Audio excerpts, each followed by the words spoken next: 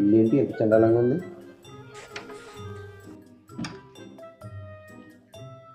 నిహి అమ్మ ఎక్కడుందమ్మా?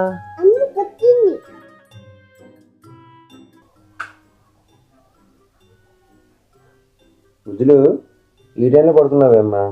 కాస్త నీరసంగా ఉంది, పడుకుంటాను మాయా. సరే సరే పడుకో పడుకో.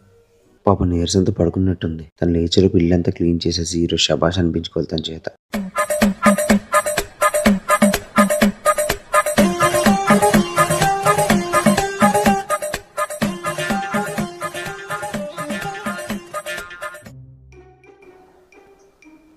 ఏంటి ఇల్లంతా క్లీన్ చేస్తావా?